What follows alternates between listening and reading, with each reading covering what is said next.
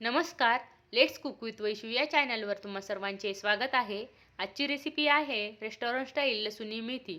चला तर मग रेसिपीला सुरुवात करूया.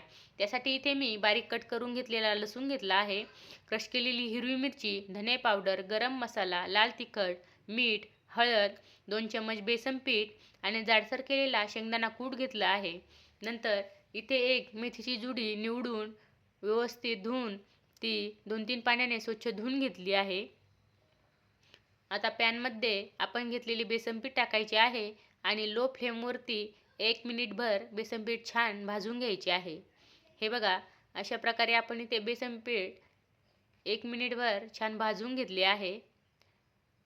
बेसन पीठ भाजल्यानंतर ते आता आपण वाटीमध्ये काढून घेऊ.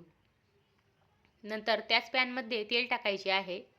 तेल गरम झाल्यानंतर त्यामध्ये अर्धा चम्मच जिरे टाकायचे आहे.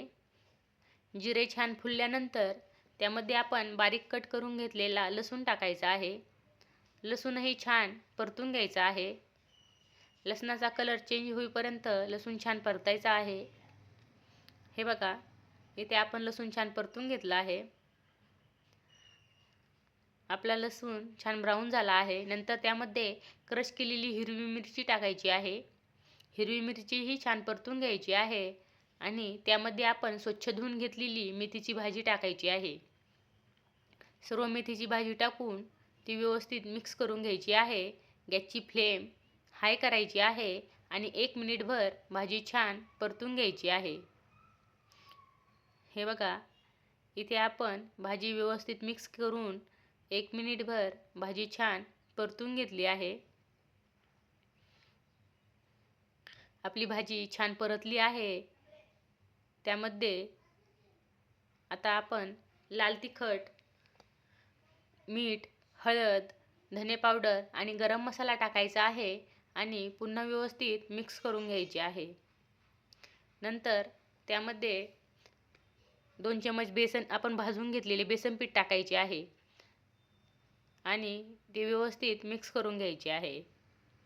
मिक्स केल्यानंतर त्यामध्ये अर्धा कप पाणी टाकायचे आहे. अर्धा कप पाणी टाकून पुन्हा व्यवस्थित मिक्स करून घ्यायचे आहे.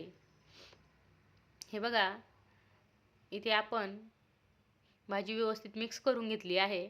आता भाजीवरती झाकण ठेवून 4-5 मिनिट भाजी छान शिजवून घ्यायची आहे. हे बघा, आपली भाजी इथे छान शिजली आहे. आता ती आपण मिक्स करून घेऊ. भाजी व्यवस्थित मिक्स करायची आहे आणि जाडसर केलेला शेंगदाणा कूट टाकायचा आहे आणि 1 मिनिटभर परतून घ्यायची आहे. तयार आहे आपली रेस्टॉरंट स्टाईल लसुणी मेथी. दिसायलाही खूप छान दिसते आणि खायलाही तेवढीच टेस्टी लागते. नक्की या पद्धतीने रेसिपी बनवून बघा. खूप छान आणि टेस्टी लागते. रेसिपी आवडली असेल तर व्हिडिओला लाईक आणि शेअर करा. चॅनल सबस्क्राईब करायला विसरू नका. बेल आयकॉनचे बटन दाबा, त्यामुळे नवीन रेसिपींचे नोटिफिकेशन तुम्हाला मिळत राहील. पुन्हा भेटूया अशाच नवनवीन रेसिपींसोबत. धन्यवाद.